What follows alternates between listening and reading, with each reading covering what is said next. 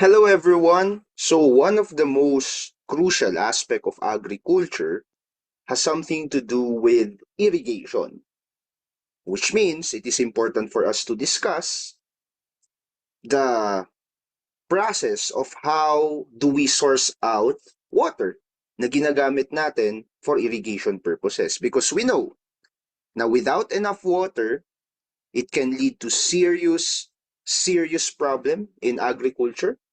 And minsan, kapag sobra-sobra naman yung tubig, just in case in flooding or kapag merong tayong typhoon na inaasahan, pwede rin itong makasira sa ating halaman. So right now, our topic for today, we will be discussing the hydrological cycle or in simpler terms, water cycle. Titignan natin yung kabuuang proseso on how water is formed, especially on how water is being stored, kaya we can actually access water below the ground na pwede nating gamitin in farming and in growing our crops. Okay? So topic for today is hydrological cycle or water cycle, and this one falls under the subject soil science. So in general, ang process ng water cycle starts off with evaporation, which means yung natural na tubig na nandito sa earth through the action of your sunlight will evaporate and go to the atmosphere.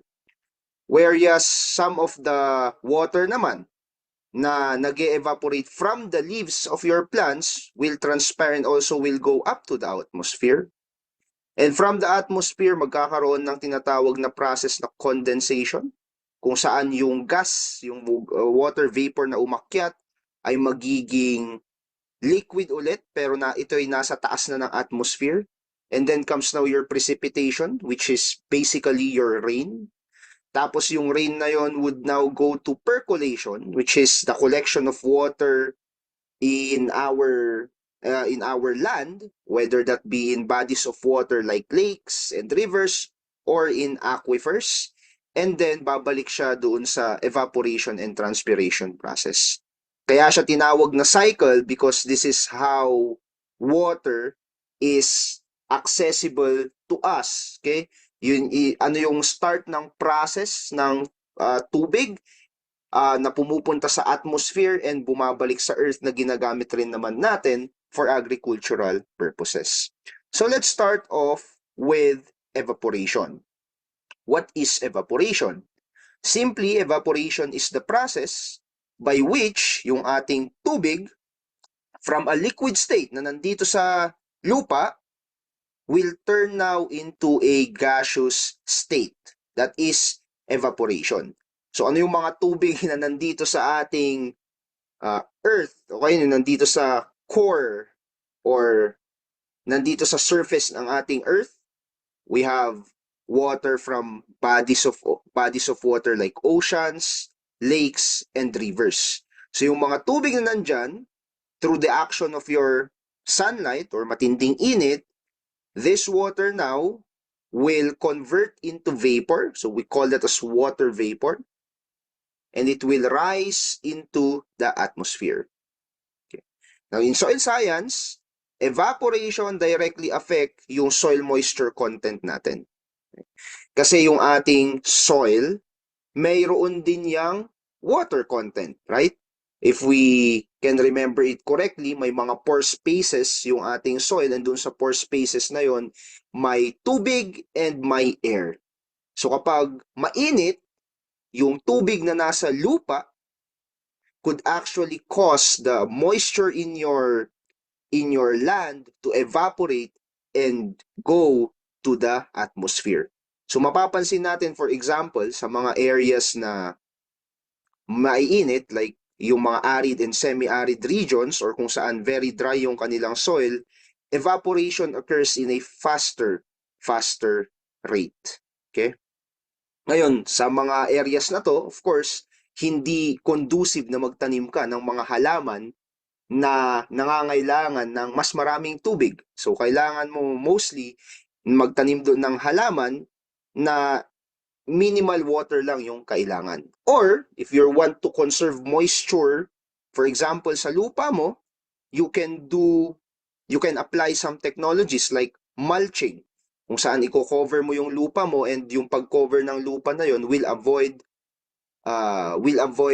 prevent a fast rate of evaporation. So that is evaporation. Now the other one that happens, okay, that happens when it comes from the water from our earth going into the atmosphere, aside from evaporation, is the process of transpiration naman. Now transpiration from the earth's surface din papunta ulit sa atmosphere yung ating tubig. Now transpiration, yan na yung process na ginagawa ng ating halaman. So every time they absorb water through their roots, they also release water vapor through their leaves, particularly sa kanilang stomata.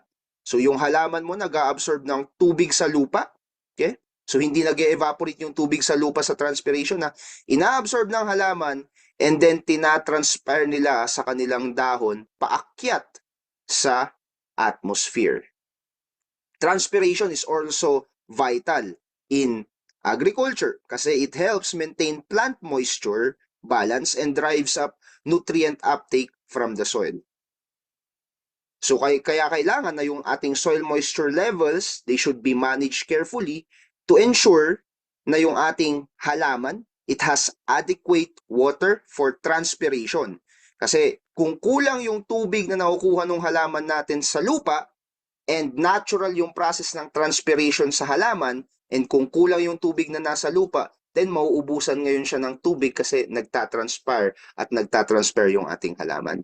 Although, for some plants, to avoid this water loss, lalo na in times of drought, they do have some physiological adaptation. Like for example, yung ating corn, through its bulliform cells, kapag panahon ng drought, ang gagawin nung dahon ng corn natin, magsasara yan, mag-curl up. So magsasara siya.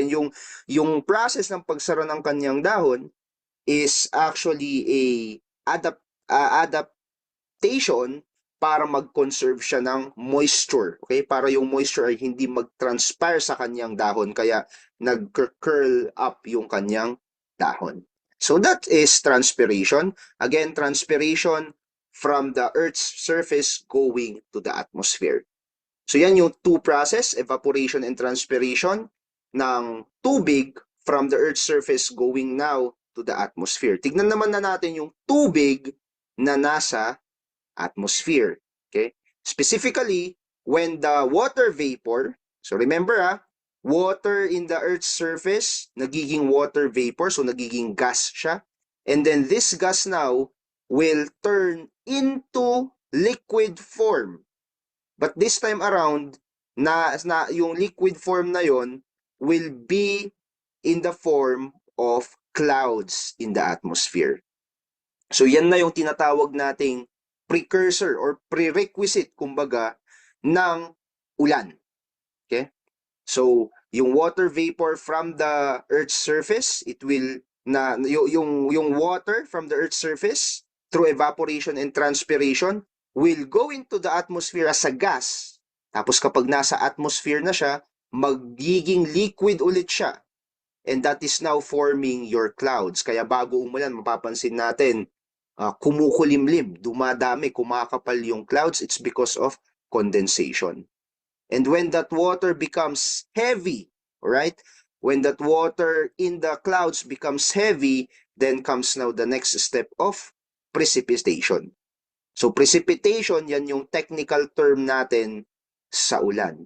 Simply, precipitation is the release of water from the clouds in the form of mostly rain, or pwede ring in the form of snow, sleet, or hail.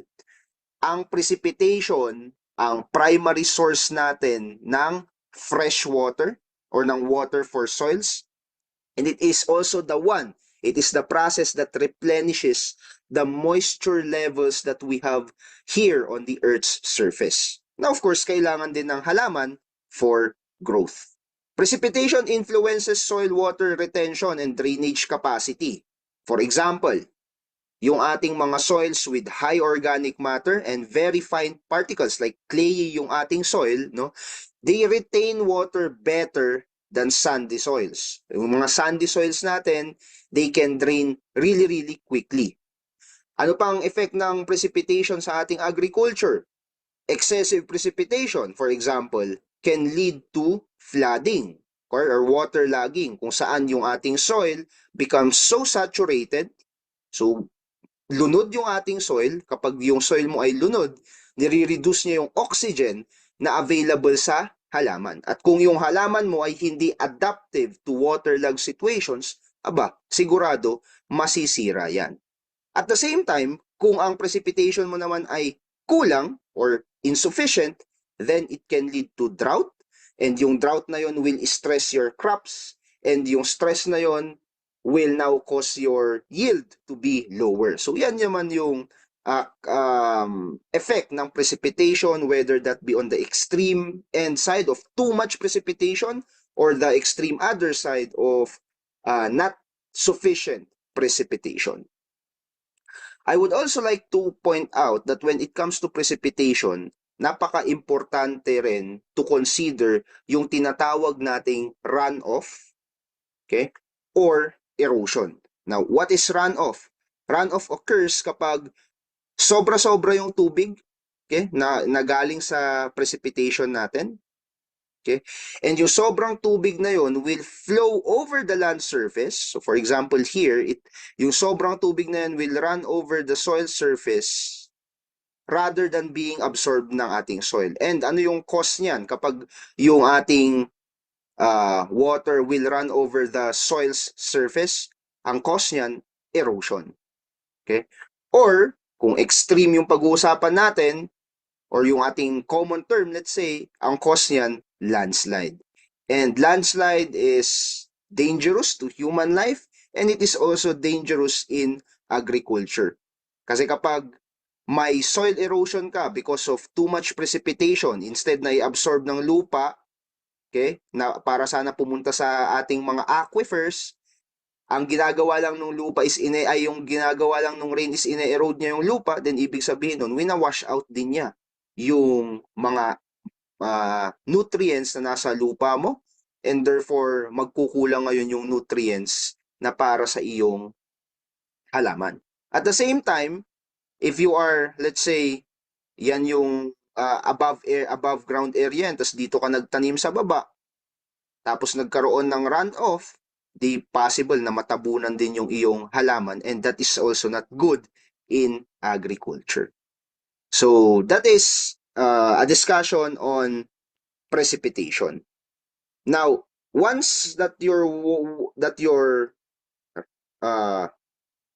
liquid form of water in the atmosphere precipitates, so once na umulan, yung ulan na yon though is very important in filling up yung supply ng tubig natin dito sa lupa. And ang tawag natin sa process na yon is percolation. And what is percolation? Kapag umulan, yung movement of water through the soil's porous spaces. So we have to remember that your soil, may pore spaces yan. So doon sumisiksik yung mga tubig. Okay? It will filter down. So yung tubig, yung nagaling sa iyong precipitation, through the pore spaces of your soil will filter down until it reaches the groundwater. Okay? Okay. Or yung groundwater na to, tinatawag din natin tong aquifer. Okay? Kaya tayo nakakapag-dig ng well, okay? Or kaya tayo nakakapaghukay and may part doon sa lupa kung saan matubig and for some communities yun doon sila kumukuha ng tubig. Ang tawag doon aquifers and those aquifers is due to percolation. Yung tubig na yung ulan, basically it just goes down into your soil and being collected on spacious areas under the ground, which is called your aquifer. So ibig sabihin yan, Kapag maulan, nagkukusa pala yung lupa natin na mag-store din ng tubig na pwede nating itap na gagamitin ring pandilig sa ating mga halaman. Now, percolation is not only happening, okay, in the percolation is not only the collection of water in aquifers. Percolation may also pertain to the collection of water sa ating mga rivers, sa ating mga lakes, and minsan tinatap din naman natin yung mga rivers and lakes natin na gamitin na pandilig sa ating halaman. Now, of course, kapag yung lupa mo is very clayey, yung rate of percolation mabagal. Why? Kasi ang clayey na lupa, very tight yung kanyang pore spaces and very few. So, hindi agad-agad nakakababa yung tubig natin in clayey soil. So, mostly, nag-i-stay yan ng matagal, kaya nagkakaroon tayo ng waterlogging. Whereas kapag ang lupa mo naman ay sandy, then rapid yung rate of percolation. Rapid yung rate ng pagbaba ng iyong rainwater papunta sa mga spaces na to, sa mga groundwater spaces or aquifers na tinatawag. So basically, after percolation, ang susunod na step dyan is to go back to the evaporation and transpiration phase. And that cycle will just continue on and on and on. So, sa madaling salita, we can actually assume na kung ano yung tubig natin dito sa Earth, hindi siya nadadagdagan and hindi rin siya nababawasan. Tama? Kasi umiikot lang yung cycle ng tubig na yon from the ground going up, nagko-condense and nagiging clouds and nagpe-precipitate pababa. Tapos yun lang din naman yung ginagamit natin. So I think it's safe to say na parehas yung tubig in the earth surface and what is in the atmosphere during times of condensation, sabihin na natin. So let's have a review of the basic concepts of our hydrological cycle or water cycle. So ano yung area kaya na nandito? So it is pertaining to your plant. It is pertaining to your plant turning water into water vapor paakyat. Ang tawag dyan ay, yes, exactly, that's transpiration. How about here? So obvious, yung araw, tinuturn niya into water vapor yung tubig, so that's evaporation. This one, kapag yung gaseous state mo ay naging liquid in the form of clouds, we call this now as condensation. And ito naman, yung mismong pag-ulan, we call it as precipitation. And the collection of water from the Earth's surface through aquifers or through bodies of water, ang tawag naman natin dyan ay percolation.